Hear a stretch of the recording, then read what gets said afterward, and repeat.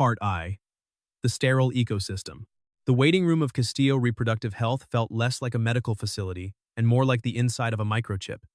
Everything was white, chrome, and aggressively silent. The air was filtered to a level of purity that made my lungs ache for a little bit of dust, pollen, or just the honest, grounding smell of wet dirt. It was an environment designed to suppress variables, to keep the messy reality of biology in a suspended state of perfection. I sat on a leather chair that likely cost more than the transmission on my first truck, holding a crumpled intake form. My hands, scrubbed raw with pumice soap but still faintly stained with the dark loam of the potting shed, looked alien against the pristine white paper. I felt like a weed that had sprouted through the cracks of a marble floor, invasive, organic, and entirely out of place. My name is River Davis. I am 28 years old. I own Davis Landscape and Design, a company that specializes in urban reclamation. I spend my days knee-deep in mud, wrestling oak roots, and convincing bougainvillea to grow in places it doesn't want to. I understand soil. I understand seasons. I understand that you can't force a seed to sprout if the ground is frozen. I was here because I was leaving. In 3 weeks, I was heading to a massive reforestation project in a remote sector of the Amazon basin. It was a 2-year contract.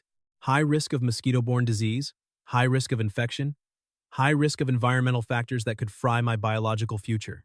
My business partner, a paranoid man named Marcus who viewed the world as a series of insurance liabilities, had insisted I bank my legacy before I left.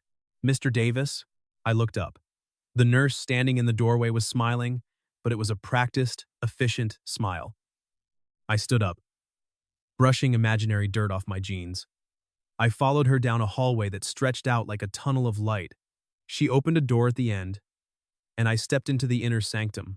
Dr. Jane Castillo was sitting behind a glass desk, illuminated by the cold blue light of 3 ultra-wide monitors. She was intimidating. She was older than me, maybe early 40s. She had hair the color of obsidian, cut in a sharp, asymmetrical bob that framed a face of striking, severe beauty. Her cheekbones were sharp enough to cut glass. She wore a white coat like it was a royal robe, tailored and crisp. She didn't look up immediately.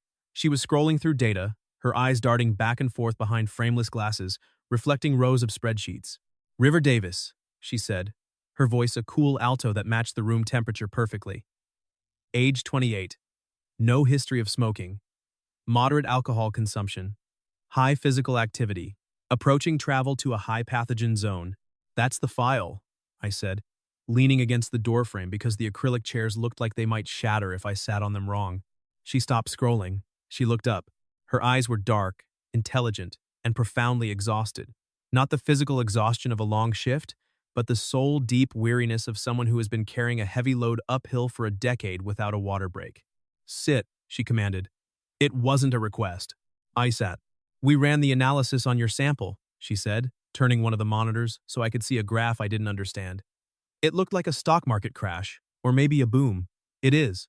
Exceptional." "Excuse me?" "Your count." She tapped the screen with a stylus. 120 million per milliliter. Motility is 85%. Morphology is perfect. In clinical terms, Mr. Davis, you are a biological goldmine. You have the fertility profile of a 19-year-old Olympic athlete who lives on a mountain. I laughed, shifting uncomfortably in the chair. "Good to know my swimmers are winning medals. Marcus will be thrilled." She didn't smile. She didn't even blink. She stared at the numbers with a strange, hungry intensity that made the hair on my arms stand up. "Do you have any idea how rare this profile is?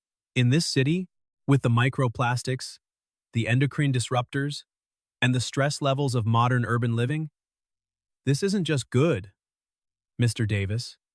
This is a statistical outlier." "Okay," I said, trying to diffuse the intensity. "So, freezing it shouldn't be a problem? Before I go play in the jungle?" "No," she said softly, almost to herself. "Freezing won't be a problem. The post-thaw survival rate will be high." She turned back to me. She took off her glasses and rubbed the bridge of her nose. For a split second, the mask slipped. I saw the lines of tension around her mouth. I saw the way her hand trembled slightly as she reached for her water glass. I saw a woman who was drowning in plain sight. "Is everything okay, Doc?" I asked. She snapped back to attention, the armor clanging back into place. "Dr. Castillo. And yes, everything is fine. We will process the sample for cryopreservation. You can pay the annual storage fee at the front desk. She dismissed me. Just like that. I stood up. I walked to the door. But as I opened it, I looked back. She wasn't looking at the next file. She was looking at her own reflection in the darkened window overlooking the rainy Boston street. She looked isolated, contained. You need a plant, I said. She blinked, swiveling her chair. What? This office, I said, gesturing to the sterile white walls. It's dead. Life doesn't like to grow in a vacuum, Dr. Castillo. Even cellular life. You need a plant. Something green. Something that breathes oxygen into this. Void.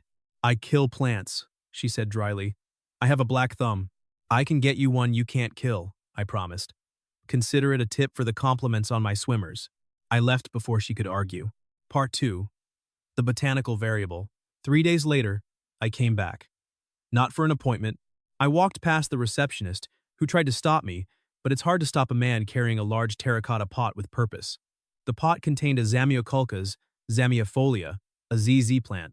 Its waxy, emerald leaves caught the fluorescent light, looking like sculptures made of living jade. I knocked on Dr. Castillo's office door. Come in, she called, her voice distracted. I pushed the door open with my foot. She was on the phone, arguing with what sounded like an insurance company or a board of directors. She looked stressed, her hand gripping a pen so hard I thought it might snap. When she saw me, she froze. I set the plant down on the corner of her glass desk. It made a solid, earthy thud. River? She lowered the phone. What are you doing here? ZZ plant, I said, dusting my hands off. Thrives on neglect. Low light. Low water. You literally have to try to kill it. It filters toxins from the air. Benzene, toluene, xylene. It cleans the mess we can't see. She stared at the plant. Then she stared at me. I didn't ask for this. You didn't have to. It's what the room needed. It creates a microclimate. She hung up the phone without saying goodbye. She stood up and walked around the desk. She touched a leaf, tentatively, as if she expected it to bite her. It's vivid, she murmured. It's life, I said. You spend all day trying to facilitate life in test tubes.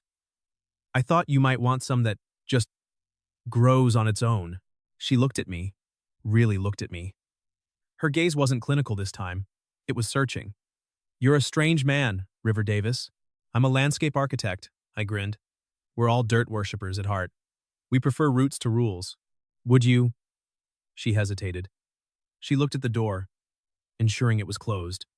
She looked at the clock. It was 5:30 p.m. Would you like a coffee? There's a shop downstairs. The coffee in the break room tastes like formaldehyde. I checked my watch. I had a site visit, but it could wait. Sure, I could use a caffeine hit. We went to the coffee shop on the ground floor. It was crowded, noisy, alive. Jane, she asked me to call her Jane, outside the clinic walls, looked out of place in her silk blouse and pearls amidst the students and freelancers. She sat with a straight back, holding her cup like a shield. We sat in a corner. She drank an Americano, black. I had a latte with too much foam. Why are you going to the Amazon? She asked. To plant trees, I said. To try and fix something that's broken. The soil erosion down there. It's a scar on the planet. I want to help heal it. It feels important. It is, she said. Legacy is important. She looked down at her cup. Her expression darkened, the shadows returning to her eyes. You talk about legacy a lot, I observed. For a doctor who deals in new beginnings? I'm 41, she said abruptly. The words seemed to tear themselves out of her throat. My AMH is 0.3. My FSH is 16. I work with soil pH, Jane. I don't know what those acronyms mean. She laughed, a short, bitter sound that sounded like glass breaking. It means I'm running out of time. My ovaries are shutting down. I spend my days giving other women babies, helping them build families, calculating their odds. And I go home to a very clean, very quiet condo that echoes when I walk. You want a baby? I said gently. I want a child, she corrected. I want to see my father's eyes again. I want to know that I didn't just work, that I didn't just accumulate data, that I left something behind that matters. So, you're a fertility specialist. Use the tech. You have access to everything. I've tried, she whispered. 6 rounds of IUI with donor sperm. Failed. 2 rounds of IVF. Failed. The embryos. They arrest. They stop growing. The quality isn't there. The drugs. They fry the eggs I have left. I'm sorry, Jane. I have one option left, she said, leaning in. One last Hail Mary. A protocol I usually advise against because the odds are so low. A natural cycle. No drugs. Just catching the one good egg my body might produce this year. But I need a donor. And I hate the banks. I hate the frozen vials. The thaw rates. They damage the cells. I need fresh material. I need optimization. I need a biological miracle. She looked up at me. Her eyes locked onto mine. They were desperate. You, she said. I choked on my latte. I coughed, wiping my mouth. Me? Your numbers, she said, her voice shifting into clinical gear, trying to hide the emotion. 4. 120 million count. 85% motility. You are a biological unicorn, River. Your genetic material is flawless. It survives. Jane, I said, putting the cup down slowly. Are you asking for my sperm? I'm asking for a partnership, she said. A contract. I need a donor. You are leaving the country in 3 weeks. You have the biology. I have the need. We are compatible variables. You want me to jerk off in a cup for you? No, she said. Her cheeks flushed a faint, dusty pink. She looked down. Frozen sperm has lower success rates. For a natural cycle, timing is everything. We need the sperm at the cervical opening at the exact moment of ovulation to maximize the probability of fertilization. The degradation in the cup is non-zero. She took a breath. She squared her shoulders. I am suggesting natural insemination. The noise of the coffee shop faded into a dull roar. You mean sex? I said. I mean a method of delivery, she corrected, regaining her composure. I stared at her. This woman, this brilliant, icy, terrified woman was asking me to sleep with her to save her dream. She was treating her own body like a lab experiment. Jane, I said, leaning forward, this crosses a line. You are my doctor. If you do this with a patient, you lose your license. I won't help you destroy your career. She looked me dead in the eye. I already handled that. Before I walked down here, I transferred your file to Dr. Alcott. Your cryopreservation is being handled by his team now. I am no longer your physician, River. I formally recuse myself from your care at 4:55 p.m. Legally, we are strangers. I blinked. She had burned the bridge before she even stepped onto it. That was intense and terrifying. You fired me? I removed the ethical obstacle, she said. So now, I am just a civilian making a proposition to another civilian. Efficient. No strings. I pay you. We sign a contract. You leave for the Amazon. I raise the child. You are absolved of all responsibility. You never have to see me again. Why me? I asked. Besides the numbers, there are plenty of guys with good swim teams. Because you brought me a plant? She said simply. Because you saw that the room was dead and you tried to fix it? That suggests good instincts. That suggests kindness. I looked at her. I saw the fear behind the glasses. I saw the woman who was used to controlling everything, every variable, every outcome suddenly facing the one thing she couldn't command. Nature. I felt a pull in my chest. It wasn't pity. It was the instinct of a gardener seeing a flower, trying to push through concrete. I wanted to help it grow. I wanted to break the concrete. I won't take your money, I said. What? I won't take payment. That makes it something else, something transactional. I'm not a product. It is transactional. River. That protects us both. Not for me, I said. If I do this, if I help you, it's because I want to. Because you deserve a win. Because I want to see life in that sterile world of yours. So, she breathed. You'll do it? On one condition. Name it. Anything. We do it my way, I said. Not clinical, not efficient, not a delivery method. If we're going to make a life, Jane, we have to make it with life. We have to be human about it. I won't sleep with a doctor. I'll sleep with a woman. She swallowed hard. Her throat worked. Human. Deal? She reached across the table. Her hand was cool, trembling slightly. Deal. Part E is the greenhouse. She drafted the contract. It was 40 pages long. It absolved me of child support, custody, and liability. It contained non-disclosure agreements and exit clauses. It was a shield made of paper. I signed it without reading it. You should read it, she scolded. We were standing in her condo kitchen. It was exactly as I imagined, white, beige, marble, beautiful and absolutely sterile. Not a crumb on the counter, not a picture on the fridge. I trust you, I said. Now, put that away. The ovulation kit says the window is opening. My LH surge started 3 hours ago, she said, checking her smartwatch. We have a 2-4-hour window for peak fertility. Statistically, the best time is… Jane, I said, taking the papers from her hand and setting them on the counter. Stop being a doctor. I can't. It's who I am. Tonight, I said, stepping into her space, encroaching on her sterilized perimeter. You're just a woman. You're just Jane. I touched her face. Her skin was soft, smelling of expensive moisturizer. She flinched, then leaned into my hand, closing her eyes.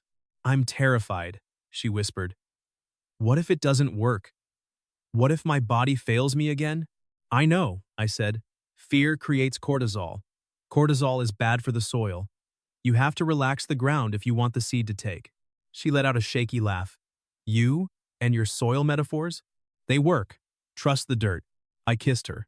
The kiss was slow, deliberate, and deep. I wanted to ground her. I wanted to take all that nervous, frantic energy vibrating in her frame and pull it down into the earth. I wanted to slow her pulse. She gasped against my mouth. Her hands bunched in my flannel shirt. She held on like she was drowning and I was the raft. We moved to the bedroom. It was white, pristine, the bed made with military precision. We need to mess this up, I murmured against her neck. We did. The encounter was passionate, messy, and intensely vulnerable. For a woman who lived by charts and schedules, she unraveled beautifully. She made sounds that had nothing to do with science and everything to do with need. There was a hunger in her that matched mine, a hunger for connection, for life, for something that wasn't sterile. Afterward, we lay in the tangled sheets. She was resting her head on my chest, her breathing syncing with mine. I traced the line of her spine, marveling at the architecture of her. Do you think it worked? She asked, her voice small, stripped of all authority. I think we gave it a hell of a shot, I said. Thank you, River. Don't thank me yet. I stayed the night. I wasn't supposed to. The contract implied a deposit and departure protocol, but I couldn't leave her alone in the white room. It felt wrong to leave warmth in a refrigerator. In the morning, I made breakfast. I found eggs and spinach in her fridge. I fixed the hinge on her cabinet door that had been squeaking. She told me she'd been meaning to call a handyman for 6 months. I watered the orchid that was dying on her windowsill, moving it to a spot with indirect light. You're nesting, she accused, sipping coffee in her silk robe, watching me with a mixture of amusement and confusion. I'm tending, I corrected. Everything needs maintenance. Even you. Part IV. The germination. We had 3 weeks before I left for Brazil. 1 cycle. That was the deal. But biology is tricky. You don't know if it worked for 2 weeks. The 2-week wait is a liminal space where hope and despair wrestle for dominance. I didn't disappear. I couldn't. The pull was too strong. I showed up at her condo with takeout. I brought more plants, a Boston fern for the bathroom because it liked the humidity, a spider plant for the living room, a massive fiddle-leaf fig for the corner that needed a strong presence. I turned her sterile box into a greenhouse. You're turning my house into a jungle, she complained one evening, stepping around a pot of ivy. But she was smiling. The lines around her mouth were softening. The tightness in her shoulders was easing. Oxygen, I said. Good for the cells. Good for the baby. We spent the nights talking. Not about the procedure. About us. She told me about medical school. About the crushing pressure to be perfect. About the loneliness of being the boss who fires people but never gets invited to happy hour. I told her about the soil, about the patience of trees, about why I preferred plants to people because plants never lied to you. You're leaving, she said one night. We were on her balcony, watching the city lights flicker like distant neurons. In 10 days. I'm going to miss you, she said. It slipped out. She looked horrified, clamping her hand over her mouth. I'm going to miss you too, Jane. This wasn't part of the protocol, she said, turning away, gripping the railing. Attachment wasn't a variable.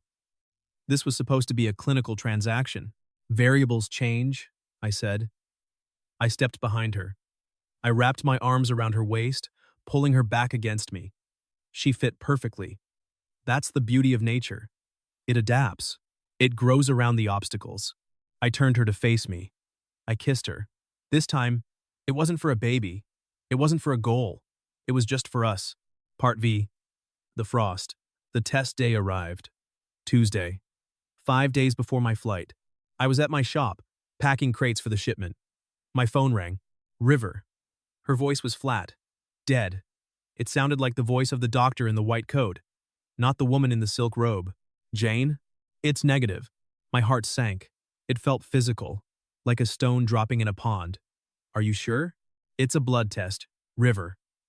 Quantitative beta HCG is less than 5. Not pregnant. The cycle failed. The golden egg wasn't golden. I'm coming over. No, she said sharply. Don't.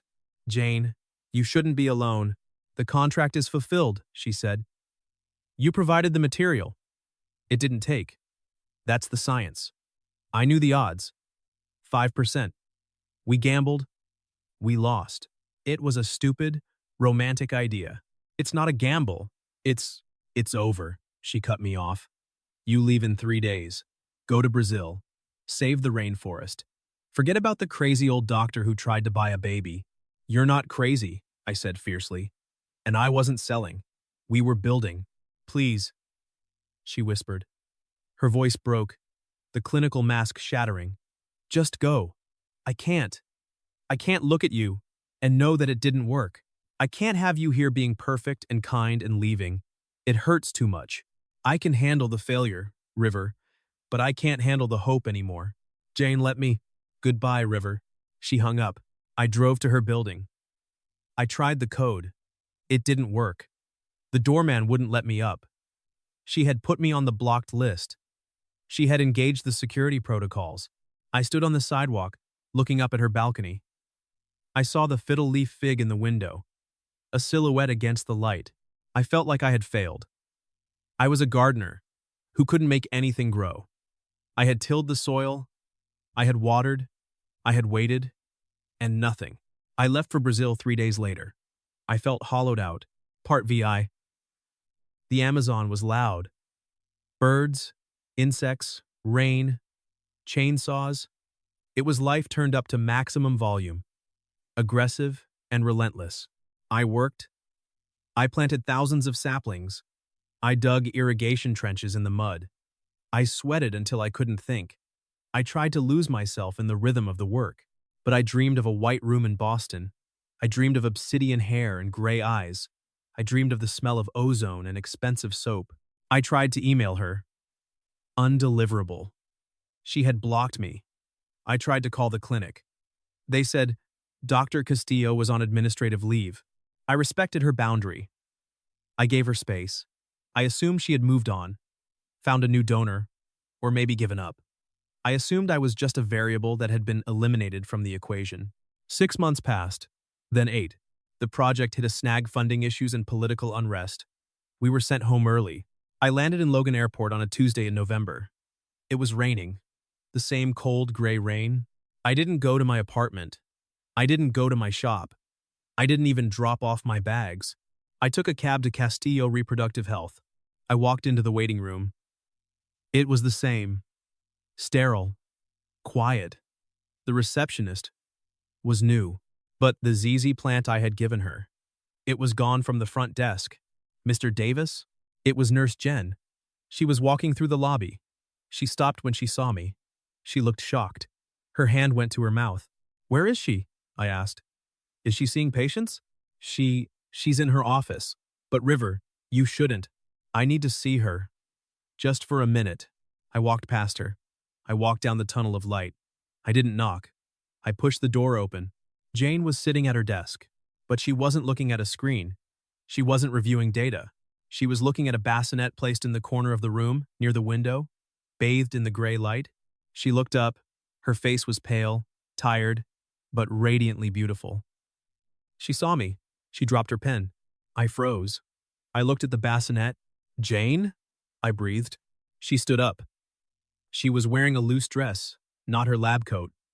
Her body was different, softer. The sharp angles were gone. "You're back," she whispered. "You have a baby?" I said, my brain trying to catch up, trying to process the timeline. Did you use a donor? Did you adopt? Did you try again?" She looked at me with tears in her eyes. "You really are just a gardener, aren't you? You don't know how to count." "Count? It's been 8 months, River. Premature." I did the math. 8 months. "But the test. You said it was negative. You said it failed." "It was," she said, walking around the desk. "The blood test was negative because I drew it too early. I was neurotic. I tested before the blastocyst had fully implanted, before the hormone levels had risen enough to detect. And then I bled." "You bled?" "Implantation bleeding," she said. "But I assumed it was my period. I assumed the cycle failed. I stopped testing. I grieved. It wasn't until 3 weeks later, when the bleeding stopped and I started feeling sick. I ran the panel again." "You were pregnant when I left?" "Yes," she said, stopping a few feet from me. "I found out right after your plane took off. I was going to call you. I picked up the phone 100 times. I wrote you letters I never sent." "Why didn't you?" "Because of the contract," she said. "You were in the jungle. It was dangerous. You were chasing your dream. I didn't want to trap you. I didn't want you to come back for duty. I didn't want you to be a father because a piece of paper said you had to be." "Duty?" I laughed, a raw, broken sound. "Jane, I came back early. I came back because I couldn't breathe without you. I didn't care about the contract. I cared about the woman in the greenhouse." I crossed the room in 2 strides. I grabbed her.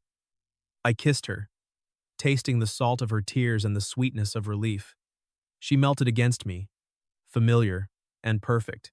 "He's yours," she sobbed into my chest. "He's ours. He has your hands." I let her go and walked to the bassinet. Inside, wrapped in a white blanket, was a tiny, sleeping human. He had dark fuzz on his head and a chin that looked stubborn. He looked like life. I reached out. I touched his hand with my rough, calloused finger. His tiny hand curled around mine. It was a grip of surprising strength. "Hey," I whispered, my voice thick. "I'm your dad." I looked back at Jane. She was leaning against the desk, watching us. The ZZ plant I had given her was in the corner, huge now, thriving. "You kept the plant," I said. "You didn't kill it." She smiled, wiping her eyes. "I learned how to tend it. I gave it what it needed, not what I thought it should have." "Good," I said, picking up the baby. He felt warm. He felt heavy. He felt like the most important thing I had ever held, because I'm going to plant a whole garden for him. I walked back to her, the baby in one arm, and pulled her in with the other. "Is that a new offer?" she asked. "No contract this time," I said, kissing her forehead. "Just roots." The end.